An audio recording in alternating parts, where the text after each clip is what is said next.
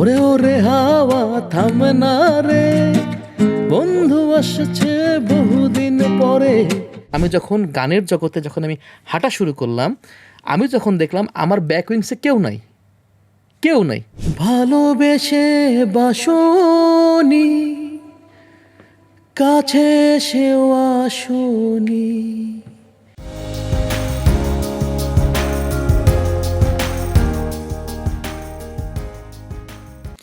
প্রিয় দর্শক, সবাইকে স্বাগত জানাচ্ছি কালের কণ্ঠের নিয়মিত গানের আয়োজন কালের সুরে। আজকেও আমাদের সাথে একজন অতিথি আছেন, আমরা যাব তার কাছে। তার আগে আপনাদের সবাইকে জানাচ্ছি ঈদের শুভেচ্ছা। আজকে আমাদের সাথে আছেন খন্দকার বাপ্পি। কেমন আছেন? জি আলহামদুলিল্লাহ ভালো, আপনি কেমন আছেন? আমিও ভালো আছি। আপনাকে আজকে পেয়ে ভালো লাগছে খুবই। প্রথমেই আমরা আপনার একটু ঈদের স্মৃতিচারণে আসি। এই যে ঈদের সময়, ঈদ নিয়ে তো অনেক স্মৃতি থাকে, আপনার কি স্মৃতি সব সময় মনে পড়ে, যেটা ঈদ আসলেই যে স্মৃতি মনে পড়ে সেটা একটু জানি। শুরুতে যেটা বলতে চাই, যারা দেখছেন এই মুহূর্তে সবাইকে ঈদের অনেক অনেক শুভেচ্ছা। কালের কণ্ঠে সবাই যারা, সবাইকে ঈদের অনেক শুভেচ্ছা। আসলে ঈদ হচ্ছে প্রত্যেকটা আমরা যারা মুসলিম সবার একটা স্পেশাল। আমরা অপেক্ষা করি সারা বছর কবে ঈদের দিনটা আসবে। সকালের ঈদগাহ, সকালের ঈদের সেমাই, পরিবারের সবাইকে নিয়ে ঈদগাহে যাওয়া, কোলাকুলি করা। আসলে মনে হয় যে সারা বছর অপেক্ষা করি এই সময়টার জন্য। সো এটা বরাবরই হয়ে আসছে। আমরা জয়েন্ট ফ্যামিলিতে বড় হয়েছি, আমি, আব্বু, চাচা, দাদা সবাই মিলে সে যেতাম। সো ওইটা খুব বেশি মনে পড়ে, সবসময় মনে পড়ে। দাদা এখন নেই, আব্বু আছে, চাচা আছে, তো আমরা সাথে এখন যাওয়া আসা করি। আমার মনে হয় প্রতিটি মানে যারা আমরা মুরব্বীদের পেয়েছি, এর চেয়ে সুন্দর শৈশব মনে হতে পারে না। আচ্ছা, সেটা তো গেল। এমনিতে মিউজিকে আপনি আপনার পরিবারের গল্পটা আনছিলেন, সো সেই পরিবার থেকে মিউজিকে কতটুকু সাপোর্ট পেলেন এবং মিউজিকে আসার গল্পটা আসলে কেমন? আচ্ছা, মজার বিষয় যেটা হচ্ছে আমার আলহামদুলিল্লাহ আমার ফ্যামিলি থেকে স্পেশালি বলবো যে আমার বাবার আমি চরম সাপোর্ট পেয়েছি। সে আমাকে আজ পর্যন্ত কোনো কাজে নিষেধ করেনি। সো নিষেধ না করাটাই হচ্ছে সবচেয়ে বড় সাপোর্ট। এবং মিউজিক ইন্ডাস্ট্রিতে আমার কাজ করা প্রায় অলমোস্ট 14 বছরের মতো। আমি তারও আগে থেকে মিডিয়ায় কাজ করি এবং বিভিন্ন প্ল্যাটফর্মে ঘুরতে ঘুরতে ঘুরতে ঘুরতে আমার আসলে মিউজিক ইন্ডাস্ট্রিতে আসলে সর্বশেষ এসে অবস্থান। তো প্রিভিয়াসলি শুরু থেকে বলি, আমি 2002 থেকে কাজ করা শুরু করি। তখন থেকে আমি কাজ করে আসতেছি। তখন থেকে আমি আসলে গান শেখা শুরু করি। আমি পারফরমেন্স করতাম সে সময়, ডান্স নিয়ে কাজ করছি, কোরিওগ্রাফি নিয়ে কাজ করছি, ডিরেকশন নিয়ে কাজ করছি। সো এগুলি করতে করতে একটা সময় এসে মনে হয়েছে আমার যে ওয়াই শুড আমি কেন অন্যের গানে পারফর্ম করব, আমার আসলে নিজের গানে পারফর্ম করা উচিত।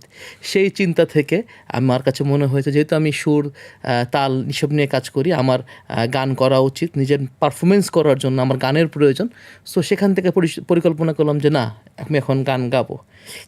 এবং সেখান থেকেই আসলে যাত্রাটা শুরু। 2012 সালে আমার প্রথম অ্যালবাম ধুম ধানাক্কা, সেখান থেকে আসলে আমার গানের শুরু। আমরা এই ক্ষেত্রে একটু আসবো। এই যে আপনার গানের যাত্রা শুরু এবং এখন পর্যন্ত যে আশা, এর মধ্যে সিনিয়র কোন কোন আর্টিস্টদের আশীর্বাদ বা সহযোগিতা সব কিছু মিলিয়ে কোন কোন সিনিয়র আর্টিস্টদের আপনার পেছনে অবদান রয়েছে? আলহামদুলিল্লাহ, সত্যি কথা বলতে আমি এখন পর্যন্ত যাদের কাছে শরণাপন্ন হয়েছি প্রত্যেকেই আমাকে খুব খুব সাপোর্ট করেছে। তাদের নাম জানতে চাই এবং তাদের স্মৃতিটা একটু নিতে চাই। যদি আমি গায়ক ঘরানার বলি, সেক্ষেত্রে আমি মানে এক বাক্যে বলবো, যিনি আমার অনুপ্রেরণা, যাকে দেখে আমার কাছে মনে হয়েছে তার মতো আমি গান গাবো, ডান্স করব, ফেরদৌস ওয়াহিদ ভাই, আমাদের লিজেন্ড কিংবদন্তি। এবং আমার সৌভাগ্য হয়েছে ওনার সাথে আমার দুইটা গান করা, দুইটা গান করা। এবং এবার ঈদে আমাদের গান মুক্তি পেল ফাঁকি, এবং আমাদের দুজনের ডুয়েট গান। আশা করি যারা এখনো দেখেননি তারা আপনারা দেখবেন, খুবই ফাঁকি এই ঈদে আসছে। জি, আমরা ফাঁকিতে তো যাচ্ছেই, ফাঁকিতে যাওয়ার আগে আমরা আরো কিছু সিনিয়র আর্টিস্ট, আপনি বলছিলেন যে অনেকের আশীর্বাদ বা অনেকের সহযোগিতা আপনি পেয়েছেন, সেই আর্টিস্টদের নাম শুনতে চাই এবং তাদের একটু স্মৃতি শুনতে চাই। আচ্ছা, আমি যেটা বলতে চাই যে আমি যদি প্রয়াত বলি আমাদের আইয়ুব বাচ্চু ভাই, আমি 2003 মেবি আমার প্রথম show Euro Cola award show hotel Euro Cola award show, hotel তখন শেরাটন ছিল, সেই প্রোগ্রামটা আমি করেছিলাম। আমি সেখানে সর্বপ্রথম স্বচক্ষে দেখেছিলাম আইয়ুব বাচ্চু ভাইকে। সো এর পরবর্তীতে ওনার সাথে আমার ভালো একটা সখ্যতা হয়, পরিচয় হয়। পরবর্তীতে ফয়েজ লেকে একটা প্রোগ্রাম উদ্বোধন হয়, সেখানেও আমরা একসাথে প্রোগ্রাম করতে যাই। সো তার সাথে আসলে বেশি ইনি এখন নাই, আল্লাহ পাক ওনার ব্যস্ত নসিব করুক। তো ওনার কথা প্রায় আমার খুব মনে পড়ে। পাশাপাশি বলতে গেলে যারা সিনিয়র ছিল, রিজি আপু, বেবি আপা থেকে শুরু করে এদিকে ধরেন অনেকে বেঁচে নাই। তো সবার, যেহেতু আমি খুব ছোটোবেলা থেকে কাজ করি, কম বেশি সবার সাথে আমার একটা সখ্যতা আমার ছিল। আমি তিশমার গানে মডেলিং করেছি, আমি কানিজ আপার সাথে পারফরমেন্স করেছি, আখিয়া ভাষায় পারফরমেন্স করেছি। সো লং টার্ম সবার সাথে কম বেশি আসলে এটা না একটু বলে না। আসি আইয়ুব হ্যাঁ, বাচ্চুর স্মৃতি যেহেতু চারণ করছেন, হ্যাঁ। ওনার কথা মনে হলেই কোন স্মৃতিটা আসে আপনার সাথে? একান্ত ব্যক্তিগত স্মৃতির মধ্যে কোন স্মৃতিটা মনে পড়ে ওনার কথা মনে হলেই? আমার যেটা মনে আছে, আমার ফয়েজ লেক উদ্বোধন প্রোগ্রাম, আমরা দুপুরে সেখানে যাই। বাচ্চু ভাই আসে, বসে এবং সে আমাকে ডাক দিয়ে নিয়ে পাশে বসায়, এবং পাশে বসায় তখন সে আমার সাথে অনেকক্ষণ বিভিন্ন বিষয়ে সে আমার সাথে আলাপ আলোচনা করে। এবং এই জিনিসটা আসলে খুব মুগ্ধ করেছিল সে সময়। একজন সিনিয়র আর্টিস্ট, আমি খুবই জুনিয়র একটা আর্টিস্ট তখন। সে মানে এত সুন্দরভাবে করে রিসিভ করা, কথা বলা, সময় দেওয়া, কোনো কিছু বলা, এবং তাকে আমি আসলে শুরুটা হয়েছিল সেভাবে। আমি তাকে বলেছিলাম, ভাই আমি আসলে আমার লাইফে সবচেয়ে পছন্দের শিল্পী বলতে আমরা আসলে সে সময় আইয়ুব বাচ্চু ভাই, জেমস ভাই, ওনাদের গান শুনে আসলে আমাদের বড় হওয়া। আমার এখনও মনে পড়ে, আমি এখনও কোনো জায়গায় প্রোগ্রাম করতে গেলে জেমস ভাইয়ের একটা গান আমি গাবোই, কোনো এখানে মিস নাই। তো বাচ্চু ভাইকে আমি দেখেছিলাম যে 2 ঘন্টা কীভাবে সে পারফরমেন্স করলো, আমরা তো নাচানাচি করে অস্থির। তো সেটা বলার পর সে শুরু করলো তার জার্নির কথা, অনেক কথা। সো এই জিনিসটা খুব মনে পড়ে। এই হচ্ছে স্মৃতি। এবার আমরা একটু ফাকির প্রসঙ্গে আসি। আচ্ছা, ফাকির বিষয়বস্তু কি এবং কিভাবে ফেরদৌস ওয়াহিদকে ফাকির সঙ্গে যুক্ত করলেন? 2018-তে আমরা একটা গান করেছিলাম, নাচ নাচ নাচ পাগলা, আমি আর ফেরদৌস ওয়াহিদ ভাই। গানটা করার পরে পরবর্তীতে আমরা ওই গানটি যখন আমরা প্রোমোটা রিলিজ করি, শুধুমাত্র লিরিক্যাল ভিডিও, সে সময় 2টি টেলিভিশন চ্যানেল ঈদের ওয়ার্ল্ড প্রিমিয়ার হিসেবে তারা আমাদেরকে ইনভাইটেশন করে তাদের গানটি তারা প্রিমিয়ার করার জন্য, এবং সেখানে আমরা পারফরমেন্স করি, আমি শুধু পারফরমেন্স করি, এবং কোনো এক কারণে আমাদের মিউজিক ভিডিওটা করা হয়নি। তো এই আক্ষেপটা আসলে আমার ভিতরেও ছিল, এবং সেই ধারাবাহিকতা আমি ভাইকে বললাম, ফেরদৌস ভাই আমাদেরকে একটা গান করেছিলাম, গানটা তো মাশাআল্লাহ অনেক জনপ্রিয়তা পেয়েছে, তো আমার মনে হয় এখন একটা গান হওয়া উচিত উইথ মিউজিক ভিডিও।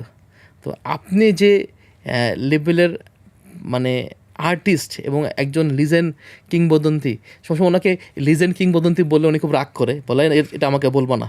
তো একটা মানুষের দীর্ঘ 50টা বছরের কেরিয়ার, সো না বলে তো কোনো অপশন থাকে না। এবং সত্যি কথা, বাংলাদেশে আমাদের মানে লিভিং লিজেন্ড তো ফেরদৌস ওয়াহিদ আমাদের এখনও আছেন। আমরা তো আসলে মনে করি এটা আমাদের জন্য সৌভাগ্যের ব্যাপার। তো ভাইকে বললাম, ভাই কোনো কথা নেই, আপনার সাথে আমি গান করতে চাই, একসাথে গান গাও, একসাথে ডান্স করবো, আপনি কোনো কিছু বলতে পারবেন না। তো সে হাসে বললো, তুমি যদি প্রিপারেশন নাও, তুমি যদি করতে পারো, আমার সম্মতি আছে, তুমি চেষ্টা চালাও। সো এরপরে আমরা ফাঁকি নিয়ে চিন্তা করে বসলাম, পরে চিন্তা করলাম গানটা কাকে দিয়ে লেখাবো। তার আগে আমি একটা কথা বলি, আমার অধিকাংশ গান অনুরূপ আইচ দাদার লেখা। হ্যাঁ, আমাদের খুব স্বনামধন্য গীতিকার অনুরূপ আইচ দা, আমাদেরও খুব প্রিয়। হ্যাঁ, খুবই আমার দাদা বলে সম্বোধন করি। দাদার সাথে কথা বললো, দাদা এই বিষয়ে এই গান কি করা যায়? অনুরূপ দা বললো, কাজ করো, সবসময় তো আমার গানই করতেছো, তুমি এটা কাজ করো, পছন্দের কাউকে সাথে কথা বলো, তাকে নিয়ে কাজ করো, আমার মনে হয় ভালো হবে। তো আমি সাথে সাথে তারেক আনন্দ ভাইকে জানালাম বিষয়টা, গীতিকবি তারেক আনন্দ, আমাদের সমকালে কাজ করে, আমাদের সময়তে পত্রিকা উনি আছে। উনি আসলে, আমি কিছু কিছু মানুষ থাকে ওনাদেরকে সে যদি বলি সাংবাদিক, সে ভুল হবে, আসলে তারা জন্ম হয়েছে লেখালেখি করার জন্য। মানে সে এত সুন্দর একজন গীতিকার বলার বাইরে। তো আমি তো ওনাকে বললাম, ভাই এখন তো গান লিখতে হবে। তখন সে আমাকে যে কথাটা বললো, ল্যাঙ্গুয়েজটা আপনাকে আমি বলছি মজার কথা, সে বলতেছে, বেটা ছেলে প্রেম কেমনে হয়? আমি বলছি, ভাই এখন তো দুজনই তো বেটা ছেলে, তো প্রেমের আর দরকার নেই। এখন প্রেমের বাইরে আপনি যান, যেহেতু বেটা ছেলে প্রেম হবে না, প্রেমের বাইরে গিয়ে কী করা যায়? কিন্তু অবশ্যই যদি আপনি যেটাই করেন না কেন, একটা জিনিস মাথায় রাখতে হবে ভাই, আমরা কিন্তু নাচানাচি কিন্তু করব, বুঝছেন, জীবনধর্মী গান লেখেন, যাই করেন না করেন, থিম কিন্তু মডার্ন থিমে করতে হবে এই প্রজন্মের এই প্রজন্মের জন্য। তো সে সারা রাত মানে মোটামুটি এই গান নিয়ে প্রচণ্ড কাজ করলো, লেখালেখি করলো, কাটা ছেঁড়া হাবিজাবি সব কিছু মিলে গানটা যখন আমার হাতে আসলো, আমি ফেরদৌস ভাই পাঠালাম, ভাই গান তো, গানের লিরিক তো এটা। তারা আমার বললো তা সুর কি প্ল্যান করবা? আমি বললাম দেখি চেষ্টা করে কি করা যায় না করা যায়। সো একটা জায়গায় গিয়ে একটু ঝামেলা হচ্ছিলো যে ফেরদৌস ভাই আর আমার ভোকাল কর্ডিংটা প্রিভিয়াসলি সেম থাকলো, এবার এসে আমাদের স্কেলটা ম্যাচ করছিল না। তো পরবর্তীতে আমাদের স্কেলটা আমরা ম্যাচ করি, এবং আমাদের যে মিউজিক করেছে বাপন, ও সুরও অনেক সহযোগিতা করেছে, দুর্দান্ত কাজ করেছে। আপনারা অলরেডি মনে মিউজিক ভিডিওটা দেখেছেন, দেখলাম যে গতানুগতিক গানেরও বাইরে আলাদা করে যে মিউজিক ট্র্যাকটা স্পেশালি সে করেছে, মানে ওইখানে যে ভাইবসটা, ওইটাই গানটাকে অন্য জায়গায় নিয়ে আসছে। তো গানটা যখন আমরা রেকর্ড করতে যাই, ফেরদৌস ভাই অসুস্থ, সময় দিতে পারতেছে না। ওনাকে বললাম ভাই আজকে কোনো ছাড়াছাড়ি নেই, আজকে গান আপনাকে গাইতেই হবে, কোনো কথা আর নাই। উনি অসুস্থ অবস্থায় আমার বললাম আমি 1 ঘন্টা রেস্ট নিই। উনি 1 ঘন্টা রেস্ট নিয়ে উঠলো, কোনো কথা নেই, মাইক্রোফোনে আপনাকে গাইতে হবে। সো আমার মনে হয় উনি এত আনপ্রিপারেশন নিয়ে কোনো গান গায়নি। তো উনি গানটা যখন গাওয়ার পরে, যখন 7 দিন পর ওনাকে গান শোনালাম, উনি একটা কথাই খালি বলল, আমি নিজেও আশ্চর্য তোমরা এই গানটা কীভাবে করলা। আমি খালি বললাম ইচ্ছা, শক্তি এবং আল্লাহর কাছে চেয়েছি যে ভালো কিছু একটা হোক, হয়ে গেছে। তো এর পরবর্তীতে আমরা প্ল্যান করলাম মিউজিক ভিডিওতে যাব। মিউজিক ভিডিও পরে আমাদের পুরো টিম আমরা সাথে নিয়ে তখন বসলাম। আমাদের টিমে এখানে জয়েন করছে বুলবুল টুম্পা, ফ্যাশন কোরিওগ্রাফার, বাংলাদেশের স্বনামধন্য, তিনি এখানে মডেল হিসেবে ছিল। মজার বিষয় হচ্ছে ওনারা আমার অফিস একসাথেই, আমরা একই প্রতিষ্ঠানেই আমরা রান করছি, দুজন 2 সেক্টর নিয়ে কাজ করছি। আমি মিউজিক নিয়ে কাজ করছি, ডিরেকশন নিয়ে, উনি কাজ করছে ফ্যাশন নিয়ে। সো পরে উনি বললো যে না, বাপি এই গানের মডেল তো আমার হইতেই হবে। তো এইভাবে করে টিম রেডি, আমরা শুটিংয়ে গেলাম, এবং ফাইনালি আউটপুট তবে দেখতে পারলেন যে কিভাবে করে গানটা আসলে হয়েছে। এবং ফেরদৌস ওয়াহিদ ভাইকে মজার বিষয় হচ্ছে এটা, উনি যে টাইপের কস্টিউম আমরা সবাই দেখে অভ্যস্ত, তাকে যখন বললাম ভাই লেদারের টি শার্ট পরতে হবে, লেদারের জ্যাকেট পরতে হবে, এই গ্লাস পরা যাবে না, এটা পরতে হবে, জিন্সের শার্ট পরতে হবে, এক্সপ্রেশন এটা হবে সেটা হবে, মানে আমি বুঝতে পারতেছিলাম যে তার উপর খুব নির্যাতন হচ্ছে, কিন্তু সে হাসি মুখে সব কিছু মেনে নিছে। কিন্তু অ্যাট দ্য এন্ড উনি আপনাদের প্রোগ্রামে কিন্তু এসেছে ফাঁকি নিয়ে কিন্তু, এবং এই গানটি সম্পর্কে আমরা অনেক কিছু ফেরদৌস ওয়াহিদের থেকেও শুনেছি। হ্যাঁ, তো শেষে ওনার কাছে মনে হয়েছে যে দীর্ঘ সময় পরে, আমি খালি একটা কথা বলেছি, যে ফেরদৌস ওয়াহিদকে সবাই দেখতে চায়, আমরা চেষ্টা করেছি আপনার জন্য তুলে ধরতে, এবং তিনি একটা কথা বলেছেন, তোমরা পেরেছো। এটাই একটা সফলতার ব্যাপার। আমরা এই পর্যায়ে, আপনি বলছিলেন যে আপনি যেখানেই যান জেমস ভাইয়ের একটা গান আপনার করতে হয়। তো আজকে এইখানেও আমরা যদি আপনাকে জেমস ভাইয়ের একটা গান আপনার কাছে শুনতে চাই, আপনি কোন গানটি শোনাবেন? আমরা অধীর আগ্রহে অবশ্যই পাগলা হাওয়া।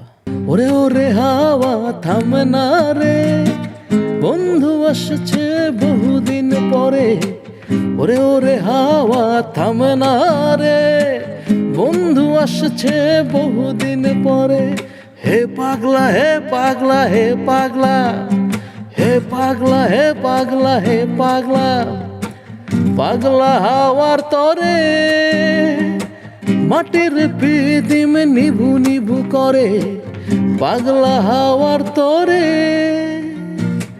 মাটির পিদিম নিভু নিভু করে, ওরে ওরে হাওয়া থামে না রে, বন্ধু আসছে বহুদিন পরে, ওরে ওরে হাওয়া থামে না রে, বন্ধু আসছে বহুদিন পরে, হে পাগলা হে পাগলা হে পাগলা। ফলের নির্যাস ও দুধের সমন্বয়ে পোলার টর্নেডো গ্রিন অ্যাপল আইসক্রিম।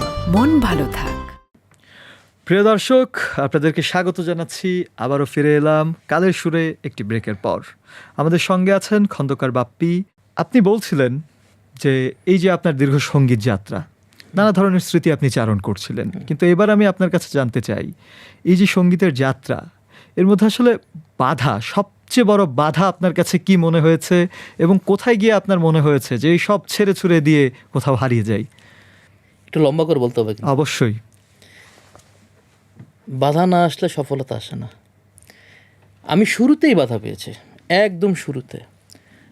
কিভাবে আপনাকে বলি, আমার 2012-তে আমি গান করার আগে আমার একটা 10 বছরের একটা ভালো ক্যারিয়ার ছিল। আমি কর্পোরেট ইন্ডাস্ট্রিতে আমি না হলেও হাজারখানেক শো করেছি। চলো আমি বিভিন্ন দেশের বাইরে শো করেছি। বাংলাদেশ থেকে ধরেন, বিদেশ থেকে আর্টিস্ট আসছে, বাংলাদেশ থেকে আমি রিপ্রেজেন্টেটিভ পারফরমেন্স করেছি। আমি সে সময় আমি বিজ্ঞাপনও নির্মাণ করেছি। তো এত লম্বা সময় সবার কানেকশন থাকা সত্ত্বেও আমি যখন বলেছি আমি গান করব, সাথে সাথে আমার সমস্ত উইংসগুলি এক রাতের ব্যবধানে সরে গেছে। সবচেয়ে মানে বড় বিষয় হচ্ছে এটা, মানে কেউ এটাকে মানতে পারছিল না যে আমি এই জায়গাটা যে আমি কাজ করব। এবং আমি যখন গানের জগতে যখন আমি হাঁটা শুরু করলাম, আমি যখন দেখলাম আমার ব্যাক উইংসে কেউ নাই। তা আমি তখন খুব অবাক, এবং আমাকে আসলে কী করতে হবে, আমাকে গান করতে হলে অবশ্যই সবারকে একজন স্বনামধন্য গীতিকারের শরণাপন্ন হতে হবে, বলতে হবে যে আমাকে আপনারা গান দেন, কম্পোজিশন আমাকে করতে, মানে আপনি একা হয়ে গেলেন গান করার ঘোষণা দেওয়ার পর। মজার বিষয় আপনাকে বলি, আমি যখন গেলাম গীতের কাছে গেলাম, যে গিয়ে বললাম যে এরকম আমি আসলে গান করতে চাই, তো সেক্ষেত্রে আপনি আমার জন্য গান লেখেন। তো উনি আমাকে বলল যে গান তো আসলে লেখা যাবে, কিন্তু এখানে তো অনেক বিষয় আছে, সময়ের ব্যাপার আছে, আমি গান লিখে দিব। তো আমি 2 মাস 3 মাস অপেক্ষা করলাম, পেমেন্টও ঠিকঠাক মতো দিয়েছি। ওদিকে কম্পোজারের সাথে কন্ট্যাক্ট করেছিলাম, কম্পোজারের কোনো খবর নাই। তো এই পরিস্থিতিতে আমি আসলে কী করবো বুঝে উঠতে পারছিলাম না। তো যেহেতু আমার একটা জিনিস বলি যে আসলে মানুষের অভিজ্ঞতা মানুষ সবচেয়ে বড় শক্তি। যেহেতু আমার এত দীর্ঘ সময়ের আমার একটা এক্সপিরিয়েন্স আছে, আমি জানি, যেহেতু আমি বিজ্ঞাপন যখন বানাতাম আমি জানি জিঙ্গেল কে বানায় বা কীভাবে করে আমরা ডেমো বানাতাম, প্রোমো বানাতাম। সো আমি তখন একটা কাজ করলাম যে না, এভাবে হবে না, নিজেকে টিম ক্রিয়েট করতে হবে। আমার খুবই কাছের ছোট ভাই ইশরাক হোসেন, ওর সাথে বসলাম। ও তখন ল্যাপটপে বসে কাজ করে যেরকম হোম স্টুডিও টাইপ। হ্যাঁ, হোম স্টুডিও টাইপ ও কাজ করে। ওকে আমি বললাম, ও খুবই ট্যালেন্টেড, মানে এটা সব বলে বোঝানোর মতো না। আমরা 6 মাসের জন্য দূরবীন স্টুডিওটা ভাড়া নিলাম, এবং প্রথম ও 3 থেকে 4 দিন শহীদ ভাইয়ের স্টুডিও, তখন শহীদ ভাই স্টুডিও ছিল। ও প্রথম দিকে 3-4 দিন ও যখন জাস্ট দেখেছে কীভাবে কম্পোজিশন করতে হয়, অলরেডি সে কম্পোজিশন তার ধারণা হয়ে গেছে। এরপর এখন আমার গান কে লিখবে, যেহেতু কোনো গীতিকার নাই, তো আমি চিন্তা করলাম আমি নিজে গান লিখে ফেলি। দেখেন মজার কথা, আমার প্রথম অ্যালবামে প্রথম যে গান, এবং আমার এই গানটি সে সময় মানে super duper hit, Asian television filler চালাচ্ছে তখন, এইচডি মিউজিক ভিডিও, কারণ যেহেতু আমি বিজ্ঞাপন বানাতাম, আমি নিজে মিউজিক ভিডিওটা বানিয়েছি। You know the best quality. আমার এইচডি মিউজিক ভিডিও তখন এইচডি চ্যানেলগুলি আগমন শুরু। তো এশিয়ান টিভি, ওদিকে বিজয় টিভি, 71 টিভি, সবার কাছে কারো কাছে এইচডি ভিডিও অ্যাকচুয়ালি নাই, হাতে গোনা 2-1টা ভিডিও ছাড়া, এক জীবন অথবা 2-1টা গান ছাড়া নাই। তো সবাই আমাকে প্রথম থেকে এশিয়ান টিভি বলেছে এই গানটা আমরা ইন্ডিয়া থেকে বানিয়ে নিয়ে আসছি, তোমার বলারই দরকার নেই, এই গানটা কার, আমার কেন, বাকিরা 480 চালাচ্ছে তখন। তো আমি পরে ওই প্রোগ্রাম প্রডিউসার যে ছিলাম বললাম যে না ভাই, আমি এইভাবে গানটা দিব না, আমি পরবর্তীতে আপনাকে আমি গানটা আমি করবো। সো মিউজিক ভিডিও বানানোর পরে আমি যখন একটা শো করতে গেছিলাম, আমি আমার গানে পারফরমেন্স শুরু করলাম উইথ আমার আগের টিমকে নিয়ে, তখন আমাকে সর্বপ্রথম এশিয়ান টিভি থেকে একজন প্রডিউসার ছিল সোহেল ভাই, উনি বললো আপনি আসেন, এসে গানটা দেন, আমরা অন ইয়ার করি। এভাবে করে সবাই গানটাকে অন ইয়ার করা শুরু করলো। মজার কথা হচ্ছে, যেহেতু আমি তখনও আসলে জানি না একটা গান লিখতে কটা অন্তর লাগে, যেহেতু গীতিকার নাই, আমি 3 অন্তর গান, আপনি তো একটা চাপে পড়ে গান লিখতে হয়েছে আপনাকে। আমি 3 অন্তর গান লিখেছি, এবং ওই গানটারই কিন্তু পরবর্তীতে কিন্তু আমার জন্য অনুরূপদা, উনি যখন আমার সমস্ত জিনিস দেখছে, উনি আমাকে আসলে সন্তানের মতো করে রিসিভ করেছেন। আমাকে বললো যে তোমার এই গানটা যখন এতই জনপ্রিয়তা পেয়েছে প্রথম গানটা, তার এই গানটা দিয়ে আমরা ক্রিকেটের গান করব। পরে আমরা করেছিলাম 4 ছক্কা গানটা, এবং গানের যেহেতু আমি পারফরমেন্স করতাম, গানের লাইন ছিল এরকম, ধুম ধানাক্কা নাচ রে নাচা, নাচ রে তুই ধুম ধানাক্কা। তো এই গানটার পরবর্তীতে তখন হয়ে যায় ক্রিকেটের গান, ধুম ধারাক্কা মার রে ছক্কা, মার তুই 4 ছক্কা। সো এইভাবে করে এই গানটা কিন্তু আরেকটু শুনতে আমার ইচ্ছে হচ্ছে। গানটা আমরা আরেকটু শুনবো, এবং এই গানে গানে আমরা আরেকটি বিরতিতে যাব, আমরা গানটি শুনতে চাই। খেলবো সবাই এক তালে, জ্বলবে আগুন ব্যাটে বলে, ক্রিকেট মাঠে ব্যাটে হাতে খেলে যাব 4 ছক্কা, ধুম ধারাক্কা মার ছক্কা, মার তুই 4 ছক্কা। দুর্দান্ত দুর্দান্ত গান। দর্শক, আমরা শুনছিলাম বাপ্পি ভাইয়ের গান এবং আমরা অনেক গল্পও শুনছিলাম। আমরা আবারও গান গল্পে ফিরবো, তবে তার আগে আরেকটি ছোট্ট ব্রেক। সঙ্গেই থাকুন। ফলের নির্যাস ও দুধের সমন্বয়ে পোলার টর্নেডো গ্রিন অ্যাপল আইসক্রিম। মন ভালো থাক। প্রিয় দর্শক, ফিরে এলাম বিরতির পর। আমরা আবার যাব গান গল্পে। আমাদের সঙ্গে আছেন খন্দকার বাপ্পি। আমরা বিরতির পর ফিরে এলাম। আমরা বিরতির আগে আপনার একটি গান শুনছিলাম এবং খুব দুর্দান্ত গানটি। এর আগেও ক্রিকেটের সময় বেশ জনপ্রিয়তা পেয়েছিল। এবার যদি আমরা আপনার কাছে ফিরি, এই সঙ্গীত থেকে কোনো ভক্তের এমন কোনো ভালোবাসা কি পেয়েছেন যেটা এখনো আপনার খুব মনে পড়ে এবং সেই স্মৃতির কারণে আপনার মনে হয় যে সঙ্গীত জীবনটা আমার সার্থক? একটা বললে ভুল হবে, যদি সেরাটা বলি সেটা তাহলে ফানি টাইপের হয়ে যাবে। প্লিজ। আচ্ছা, আমার অ্যালবামে একটা গান ছিল, মার খেয়েছি আরও মার খাবো, প্রথম অ্যালবাম গান। গানটা খুবই খুবই জনপ্রিয় গান ছিল। আমি তখন তো টিকটকও ছিল না বা কোনো কিছুই ছিল না। আপনি এই গানটা শেষ সময় আপনি যে এখনও ইউটিউবে সার্চ দেন, মার খেয়েছি আরও মার খাবো লিখলে বিভিন্ন শ্রেণী পেশার মানুষ, বাচ্চা থেকে বুড়ো, কেউ গিটার হাতে, কেউ ঘরে, কেউ গামছা দিয়ে, যে যার মতো অ্যাক্টিং করে এই মিউজিক ভিডিওটাকে না হলেও 50টা মিউজিক ভিডিও মানুষজন বানাইছে। এবং এই গানটা হওয়ার পর আমার মনে আছে, আমি একটা জায়গায় প্রোগ্রাম করতে গেছিলাম।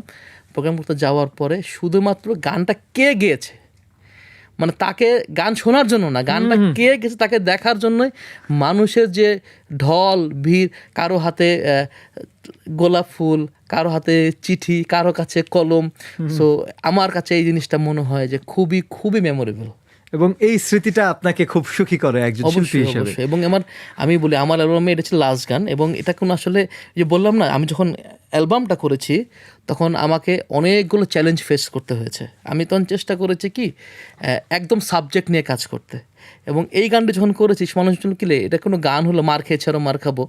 তো আমার এখানে এটা গল্প আছে, মজার গল্প আছে, শেয়ার এই গল্পটাতে আমি আসলে শুনতে চাচ্ছিলাম। আপনি নিজেই বলছেন। গল্পটা হচ্ছে, আমি একটা জিমে ব্যায়াম করতাম। ওই জিমে একটা ছেলে ছিল, আমার ওর নামটা ঠিক এই মুহূর্তে মনে পড়ছে না। তো ও প্রতি সপ্তাহে একবার করে ওর গ্রামে বাড়ি যেত এবং সে যেত খুব হাই ফাই হয়ে। সে নিজেকে সালমান খানের মতো মনে করতো, একদম বডি খুব ফিটফাট। কিন্তু সে যখনই আসতো কখনো দেখতাম ওর গাল কাটা, কখনো দেখতাম মাথায় কোনো দাগ, কখনো কোনো না কোনো স্পট নিয়ে সে ব্যাক করতো। আমি আর জিজ্ঞেস করলাম যে ঘটনা কী ভাই বলতো? তো বলে আমি যখনই গ্রামে যাই তখনই তো আমার গার্লফ্রেন্ডের নয় ভাই, নয় বাপ, না চাচা, কেউ না কেউ ধরে পিটায়। আমার জীবনটাকে খালি মায়ের খাওয়ার জন্য হয়েছে, আর মেয়েটাও কেমন খালি আমাকে মায়েরই খাওয়ায়। তো পরে ওর জন্য আমি একটা কবিতা লিখেছিলাম, মার খেয়েছি আরও মার খাবো, তারপরও হয় তোমাকেই চাবো। মার খেয়েছি 5 বার, হাসপাতালে 3 বার, সব ভুলে যেতে পারতাম যদি বলতে ভালোবাসতাম। তো এই ছিল গানের মুখ, তাকে ডেডিকেট করে আমার লেখা। পরবর্তীতে এটাই গান। কবিতা কিভাবে গান হলো? কেন মনে মার হলো যে খেয়েছি আরো মার খাবো, তারপরেও হায় তোমাকেই চাবো। মার খেয়েছি 5 বার, হাসপাতালে 3 বার, সব ভুলে যেতে পারতাম যদি বলতে ভালোবাসতাম। মার খেয়েছি আরো মার খাবো, তারপরেও হয় তোমাকেই চাবো। কম্পোজিশন কার ছিল? আমার ছিল। এখানে মিউজিক অ্যারেঞ্জ কে করেছে? মিউজিক অ্যান্ড মোশাররফ আজমি, সেও নতুন ছিল। তাকে আমি বললাম যে জীবনে আসলে একটা এক্সপেরিমেন্ট করা উচিত। আমার মনে হচ্ছে আপনি দীর্ঘদিন ধরে সঙ্গীত শুনেন, আপনার কানটা অনেক শার্প, আপনি চেষ্টা করেন কিছু একটা হবে। তো তাকে এই কথা বলে আমি একটা খাম দিয়ে বের হয়ে যাই এবং তারও জীবনে প্রথম কম্পোজিশন। এবং আমি মানে খুব স্বাচ্ছন্দ্যে বলি আমার জীবনের প্রথম সুপার ডুপার হিট গান মার খেয়েছে আরও মার খাবো। এবং আমার একটা অ্যালবামে 3টা গানই ক্লিক করে গেছিলো সেই সময়, যে কারণে পরবর্তীতে আসলে আমি গান করতে পেরেছি। আচ্ছা, এখন পর্যন্ত আপনার একক গান কতগুলো হয়েছে? আমার একক অ্যালবাম হচ্ছে 2টা, অডিও অ্যালবাম, ভিডিও অ্যালবাম হচ্ছে একটা। ভিডিও বাংলাদেশে সম্ভবত মনে হয় আমার আগে মনে হয় কনা আপা রিলিজ হয়েছিল, পরবর্তীতে আমার রিলিজ হয়েছে। পূর্ণাঙ্গ মিউজিক ভিডিও অ্যালবাম মনে হয় কারো রিলিজ হয়নি। আর আমার সলো গান আছে সব মিলায় প্রায় 35টার কাছাকাছি, 35টার কাছাকাছি গান হবে রিলিজড। হ্যাঁ, রিলিজ গান। সামনে আরো কতগুলো গানের কাজ চলছে বা আমি কতদূর সেগুলো? আমি গত 3 বছর ধরে যেটা চেষ্টা করছি, বছরে 2টা থেকে 3টা করে গান করার। তো আমার ফাঁকি গানটা আসছে, পরবর্তীতে আমার আরেকটি গান খুবই সুন্দর গান, একটা স্যাড রোমান্টিক গান, অনুরূপ আইজদার, ভালোবেসে বাসনি, আমি আপনারা বলে গানটা শোনাতে চাই। একটু। ওই গানটা আসছে পরবর্তীতে, সো খুব সুন্দর একটা গান। আমরা একটু গানটা যদি শুনি খালি গলায়। আমরা যেরকম ভালোবেসে বাসনি, কাছে সেও আসনি, মন ছুঁয়ে দেখনি, বুঝেও কেন বোঝনি, এই আমায় বোঝনি, এই আমায় বোঝনি। তোমার যত অভিযোগ সেসব নিয়ে কাব্য হোক, তোমাতেই শুরু যখন তোমাতেই শেষ হোক। হে হে হে হে হে।